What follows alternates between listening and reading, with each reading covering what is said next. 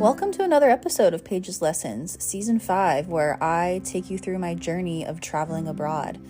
I have always wanted to solo travel around the world, and right now we're sticking to the UK and Western Europe. So with each episode, I share with you my journey. I'm getting into the details of the highs and lows of the trip, what it's like to solo travel, being a digital nomad, all the things.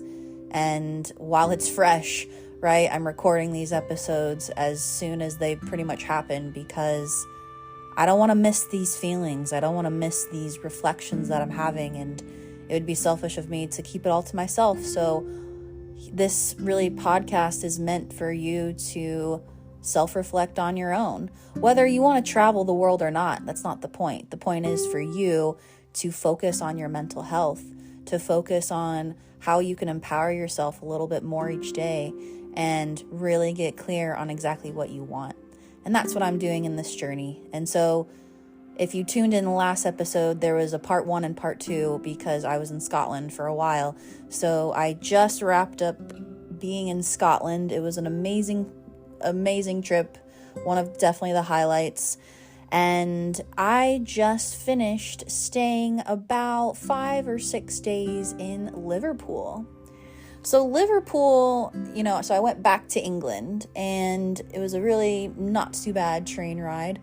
I'm really just overall impressed with the whole fucking train system. Like, America, get your shit together. Like, it's just been so nice to just Google, go on an app, buy a train ticket. Like, so fucking clutch. Anyway, I digress. I wanted to stick to Liverpool. I was actually told this wasn't even a part of my journey, was to go to Liverpool. But I went to Liverpool because when I was staying in London, I didn't get a chance to hop over to Wales. And it is really important for me while I'm in the UK to go to all the countries. So when you're in London, you are closer to the south side, like Cardiff, Wales. I didn't get a chance to do that. So I was advised to go check out Liverpool, see what that's about, where the Beatles are from. And while I'm there, do a day trip over to Wales, which is the west coast, the northern side, very beautiful beaches and everything like that. So that's what I did. So I went over to Liverpool, and let me just be clear. All right, unfortunately, and I'm just going to be straight up, I'm not a huge Beatles fan.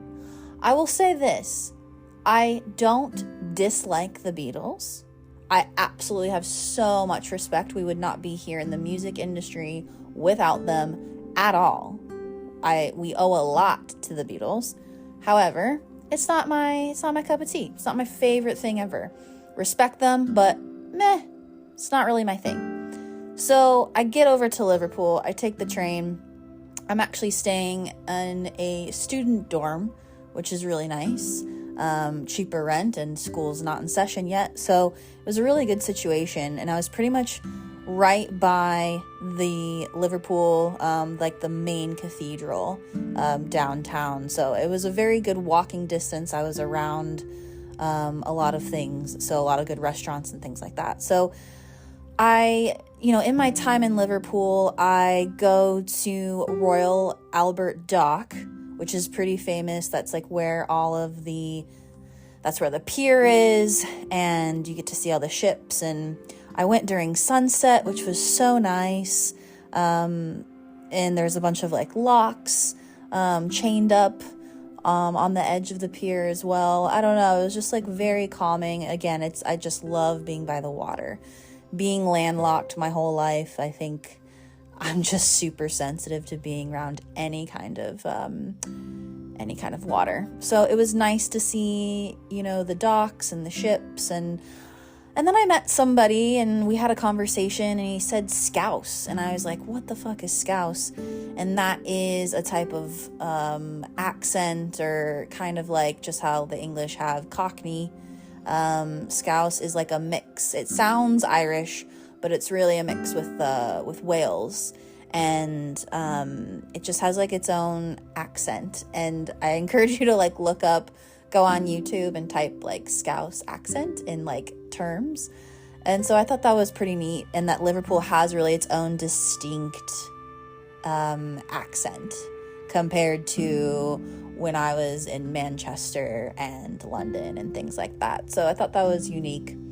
And in Liverpool, you know, what I did was, besides kind of just like walked around, went to restaurants and stuff, you know, it wasn't that exciting of a city.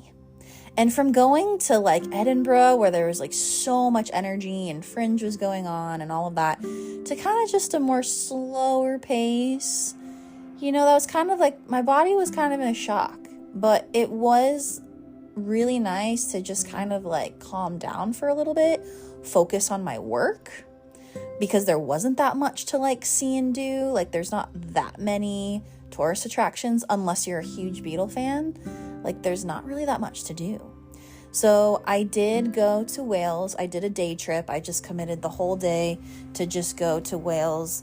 And I checked out this castle, which if you ride the train from Liverpool to Wales, I don't even remember the town anymore. I'll put it in the show notes. But if you just look at Welsh, the like actual text is hilarious, because it just looks like someone just like ran, like a cat just like walked all over someone's keyboard. Like, the letters don't make any sense. I went to this castle and I asked this lady, how do you even say this castle? And she's like, Gwryth, Gwryth, Gwryth. And I'm like, what? It sounds like you're sneezing. Like, what the hell? Gwrych. Looks like Gretch. I don't know. But, yeah, the language was really, like, I was blown away. And on the train as well, like, it's repeating back to me. You know, it's like part English and then the other part Welsh, and reading the signs. And I don't know, it just, like, felt really cool to be in a language and in a country that I'm like, I don't know what's happening. But this castle was really, really neat. It was a self-guided tour. There was really shit transportation, honestly. So I just like walked around this whole beach town by myself. But the castle was cool. Took some really great shots. It was a beautiful day as well. Like, I am so grateful of how spoiled I've been in the UK with amazing sunshine. Like, in Scotland, England, like, I've been killing it with the sun. Like, I don't know, I brought some California sun with me or something, but I've been, like, really lucked out. So in Wales, after the castle, I went to, you know, I got, like, a burger at a local pub, and then I walked to the beach. And this beach, so the town was called, I think it was called Abergele, probably terribly pronouncing it wrong. But it was really calm, lots of rocks, not that much sand, but it was just really like chill. No one was there. It was just nice to be at peace in the ocean again. So I really loved being on the coast. It's really what I needed at the time. And that was pretty much the Wales journey, you know, just to say I've been. It was a one-day thing. And, you know, I am curious to know, like, what south of Wales would be like, but I'm just glad I at least got to go, because I've always wondered. And throughout the rest of the Liverpool trip, I actually didn't know this until my mom pointed it out to me when I told her, hey, Mom, by the way, I'm in Liverpool. She's like, Paige, you are there during Beatles International Week. And I'm like, I don't even know what that means. And she sent me this link. And apparently every single year, a bunch of cover bands and like Internationals Week is just like a big deal, where there's like more and more people celebrating the Beatles more than ever. So I picked a very special random week to be in Liverpool. There is this famous club called the Cavern Club, where the Beatles played 200 something times, right? But that's really where they got their start. And this club is super old.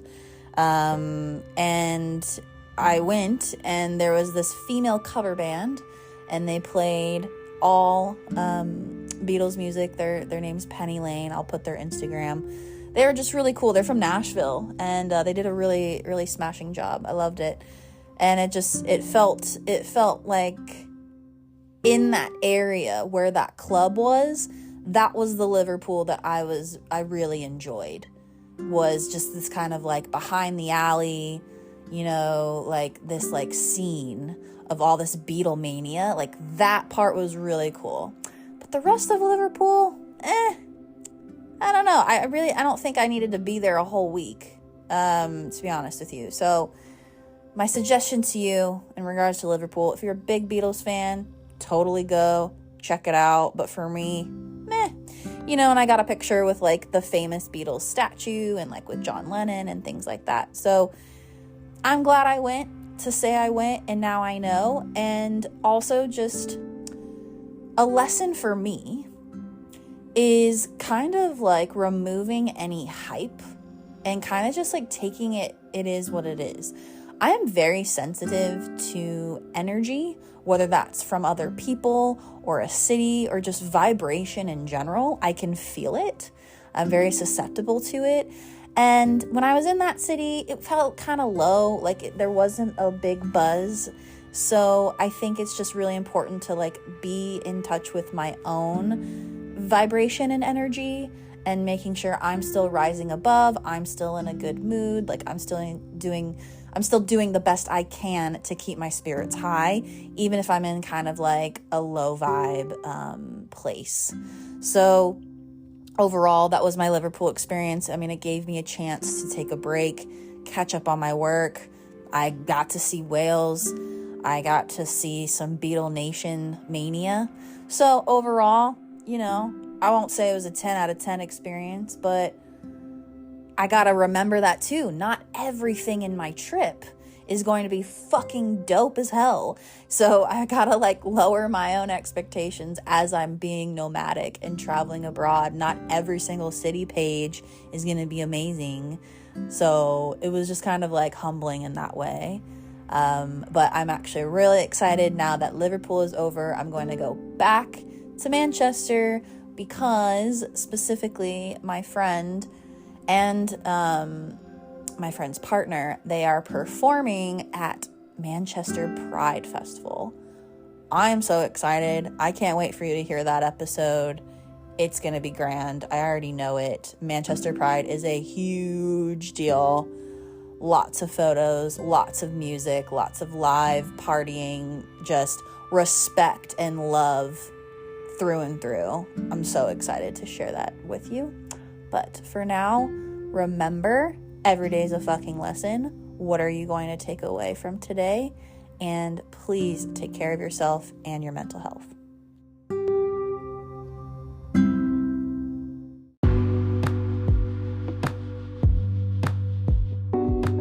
Thanks for listening. If you enjoyed this episode and you'd like to help support the podcast, please share it with others. Post about it on social media or head over to your favorite podcast platform to subscribe, rate, and leave a review.